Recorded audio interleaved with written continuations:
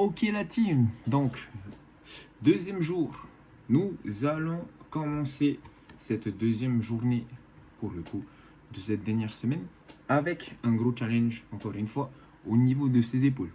Donc au programme de ce skill vous avez du press behind the neck, enchaîné avec un overhead squat. La charge doit tourner aux alentours de votre 85%, voire un peu plus, de votre RM snatch. Dès qu'on a fini ce premier bloc, donc cette partie A de ce skill, on enchaîne directement derrière avec 3 négatives HSPU, en contrôlant au maximum cette excentrique. Donc en gros, la redescendre jusqu'à toucher la tête au niveau de ce tapis ou de cette abmat. Pour ceux qui sont plus à l'aise, n'hésitez pas à rajouter soit des plates sur les côtés ou à prendre complètement les parallèles. Donc vraiment, on vient se challenger à contrôler ces 3 négatifs HSPU.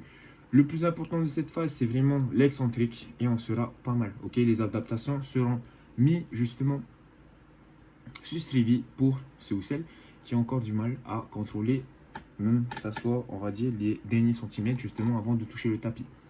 Bien, maintenant, un AMRAP de 11 minutes, maximum de tours à faire. Vous commencerez avec 8 shoulder to overhead à la barre, 50 pour les garçons, RX 35 pour les filles. Derrière, 3 wall walk. Et ensuite, on finira avec 200 mètres run pour compléter un tour. La petite particularité, là, vous allez devoir ajouter sur chaque tour plus 2 répétitions sur ces shoulder to overhead. L'équipe, on se challenge encore une fois sur ce WOD. Le skill, si on l'a rempli, c'est très bien.